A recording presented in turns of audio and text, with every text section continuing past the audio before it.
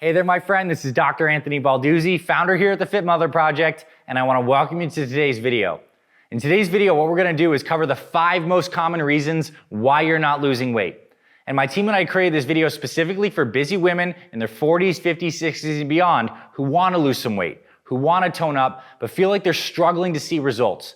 This video is also for ladies who have been on a weight loss journey for some time, but feel like they've stalled out, they've hit a plateau, and need to really invigorate things. And chances are, if you fall into either of these categories, at least one, but probably several of these 5 common reasons are at play in your life.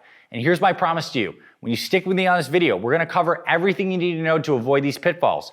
We're gonna talk about mindset. We're gonna talk about the right kinds of foods to eat, those to avoid. We're gonna talk about the best types of exercise.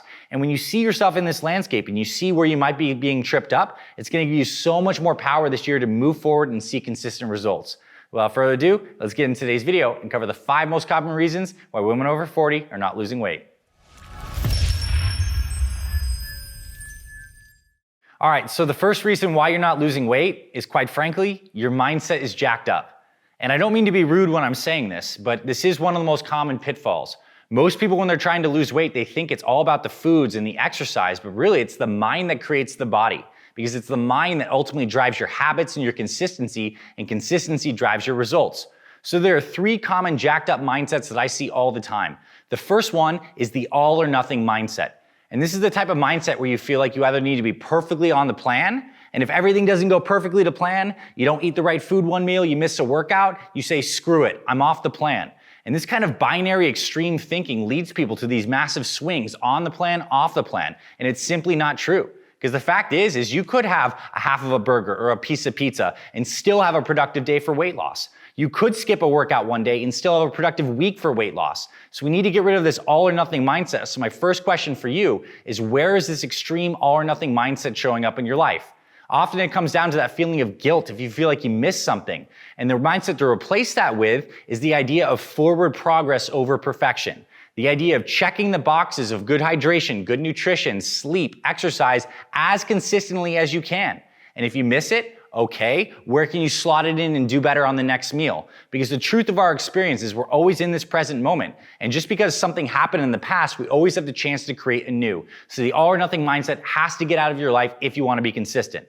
The second mindset that jacks people up when it comes to weight loss is thinking that exercise is so important. And look, if you want to have a body that's like rippling with lean muscle, you do need to hit the weights. You do need to exercise. But the fact is, exercise is very low on the totem pole when it comes to actually losing weight. In fact, if you just get your nutrition dialed in, you sleep a reasonable amount, and you drink a lot of water, you do not need to exercise to lose weight. We've had clients lose over 100 pounds without ever touching a dumbbell or getting on a treadmill because they're consistent with the basics. So if you felt pressure in your life right now that you just don't feel like you have time to exercise or workouts take too long, and you're like, screw it, I'm not even gonna try because I don't have time for this, get rid of that mindset. Dial in the nutrition first, because you cannot out-exercise a bad diet. And a lot of people just spend too much time exercising and not getting nutrition dialed in.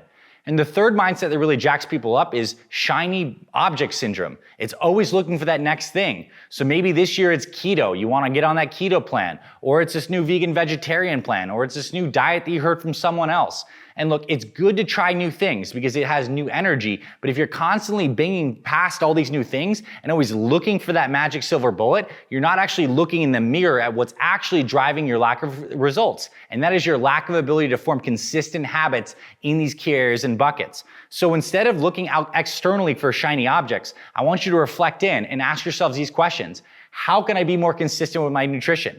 How can I be more consistent with exercise I actually enjoy? Is my sleep on point, and can I focus on there? So this is why mindset is number 1. We need to get the mindset right, because you could do all the external things, but if the mind's not right, eventually you're gonna fall off track. And if you fall off track and you can't be consistent, then you're gonna be on this yo-yo diet cycle. Now, the second reason you're not losing weight is you do not have a set meal timing and nutrition structure, and quite frankly, you probably snack too much. Now, when it comes to nutrition, you can either be proactive or reactive. And most people who struggle with their weight are reactive. You don't have a good plan in place. So maybe you skip a meal and then you get really hungry and then you snack on some crap foods and then you feel guilty. Then that all or nothing mindset kicks in and then you say, screw it, I'm just gonna eat a bunch of food and then start the diet next week. Imagine this. Imagine if you knew exactly when you're eating meals on a structured plan, one that gave you energy, one that actually releases the amount of thinking you need to do because you're like, this is my set plan. And then you don't have to feel like you're reactive all the time. So what we do inside of our programs, inside our Fit Father and our Fit Mother programs, step one on nutrition before talking about foods is we help you figure out your meal timing schedule setup. Now this could be as simple as having breakfast at 8, lunch at noon, a snack at 3, and dinner at 6. This could be something like intermittent fasting, where maybe you shift that first meal back and you have your first meal around 11, a snack at 3, dinner at 6. And now if you have an odd schedule, like a night shift, third shift, or some kind of variable thing with your friends, your family, whatever, then you need to have a meal timing schedule set up that's set in stone. So right now, if you do not have a meal timing schedule set up, ask yourself, when is the most optimum time for me to eat? And I think a good question to ask is, are you a breakfast person? Do you like that?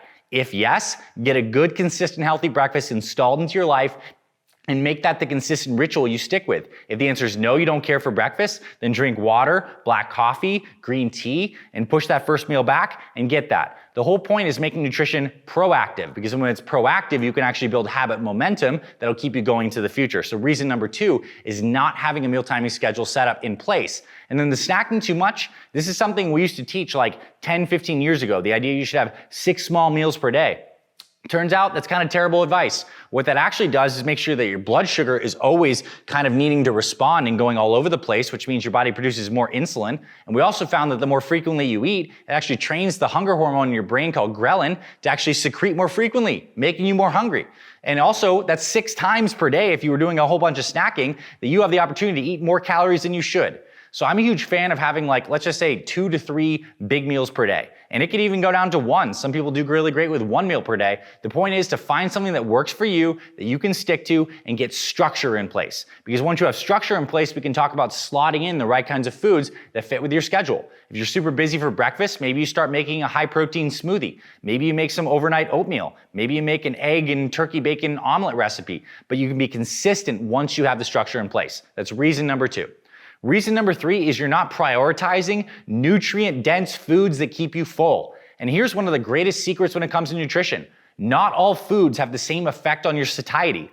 In fact, protein, healthy fats, and fiber have the greatest benefit to keeping you full. And I want to give you a very specific and concrete example. Let's say you have a meal of chicken and brown rice. Okay, that's a meal that many people would conventionally think of as healthy. That meal is high in protein from that lean chicken breast, and it has some of these carbs in brown rice, and maybe let's just say it has a cup of carbs, around 40, 50 grams of carbs. That meal will not keep you nearly as full as a meal of that same chicken breast, that same brown rice with broccoli, with a cup of broccoli and some avocado. By adding the fiber from the broccoli and the healthy fats from the avocado, it slows down the release of that food into your system. It slows the gastric emptying, and it actually makes it so that that meal is going to keep you substantially more full. And so when I think about fullness, what I want to do is build all my meals throughout the day with a main protein source. So in the breakfast, it could be eggs. It could be that protein smoothie. For lunch, it could be some protein on some greens or a healthy kind of sandwich recipe. For dinner, even if you're doing like a vegan vegetarian option, you could mix up some like beans and chili kind of thing that's a rich protein source. Or you could grill up some steak or, some wild salmon or something like that. Base your thinking around your meals around protein first, because that has a very high satiety factor, and then add in the greens, because the greens have that fiber that's so beneficial. And then if you can sprinkle on some healthy fats, things that I love, nuts and seeds, avocado, extra virgin olive oil, or if you're getting a fattier cut of meat or fattier fish, like that wild salmon or certain kinds of steak, that has built-in fat that will keep you full longer. And it's amazing, because if you can stay full, then you're gonna be more consistent with your nutrition. The worst thing you can do is eat these foods that are very high in calories but very low in satiety. I don't know if you've experienced this personally, but you can eat a whole bag of potato chips and your stomach will hurt because you're like, holy crap, I just ate a whole bag of potato chips, but you can still be hungry because certain types of foods just do not have a lot of satiety factor. So focus on high satiety foods. Now here in our channels, there is a particular kind of framework we talk about called building a perfect plate. And this is what a perfect plate looks like. If half of your plate is filled with some kind of fibrous veggie you love, a quarter of some kind of protein you love, and the other quarter filled with healthy carbs or healthy fats, that is a meal that will keep you full. And most perfect plates have around 500 to, let's just say, 1,000 calories at max. So imagine if you're having those 2 to 3 big meals per day and they're perfect plates, you're getting around, let's just say, 1,500 to 2,000 calories, which is a really good starting point for many people to start losing weight at a good motivating rate while still staying full. So that's reason number 3. You're not prioritizing nutrient-dense foods to keep you full. Reason number 4 is you're actually doing the wrong type of exercise. Just like all foods are not created equal when it comes to weight loss, all exercises are not created equal when it comes to weight loss. And the old style of thinking around this, and you've probably heard this kind of fact, is that we go into the gym to burn off calories. And we look at the little cardio machine and how many calories do we burn in an hour? It says we burn 300 and 400 calories. That's great. Well, that's an old way of thinking about it. What we actually want to think about is when it comes to exercise, we're making a metabolic investment. We're doing exercise at high enough of an intensity that actually changes our metabolic machinery, increases our metabolism, not just during the session, but far afterwards. And my direct suggestion for you is to do less of the long and low intensity, steady state cardio, although it is beneficial from heart health and perspective, and do more of what we call metabolic resistance training, MRT. And this is basically taking a combination of some of the best strength training exercises, squats, shoulder presses, rows, push-ups, kettlebell dumbbell swings, and doing them in a circuit. So you're getting the cardio effect, but you're also getting strength training and working your muscles. And here's one of the greatest benefits. When you do your kind of weight loss exercise involving weights, it actually changes the metabolism inside the muscles. The muscles become sponges for calories. And you get this really cool effect called nutrient partitioning, where when you eat food, that food actually gets preferentially shuttled into these metabolically active tissues to help you refuel, repair, and basically you're gonna have more of those calories go into the good places you want it, not necessarily stored in fat cells. It gets really into the muscle tissue, and that's really wonderful. Plus, as you begin to strength train while losing weight, you're building some muscle in the process, and muscle burns calories. So the more muscle you carry, the easier it is for you to maintain the weight long term. So my suggestion is this: instead of doing like long, low intensity cardio sessions, do these MRT workouts. We have so many in the channel. In fact, if you scroll below in the description of this video or even look in the comments, we're gonna pin some stuff where you can actually get our free workouts. We have free MRT workouts, we'll send them straight to your email. But you do these MRT workouts, they take around 30 minutes, you do them 2 to 3 times per week, you're getting a metabolic boost constantly throughout the week, and it's just such a more effective and efficient way to train. Now, the other mindset around the exercise component is many people think, oh, exercise takes too long, I'm too busy, I'm just gonna do nothing. And I'll tell you this, when it comes to getting healthier and losing weight, something is a million times better than nothing.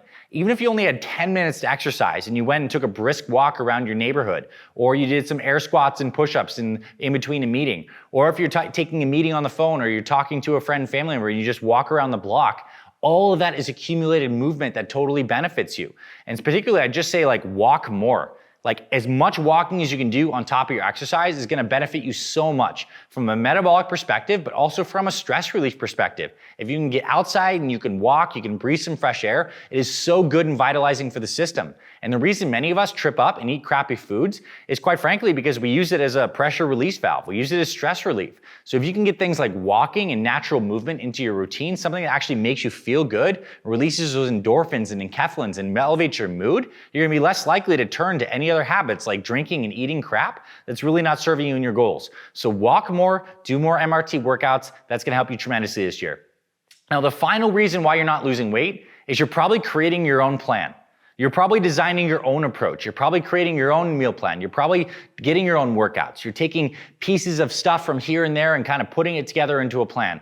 And the truth is, that can work okay in the short term until you hit a pitfall, until you hit a weight loss stall, until you get a little unmotivated for whatever reason, until life gets busy and you fall off track.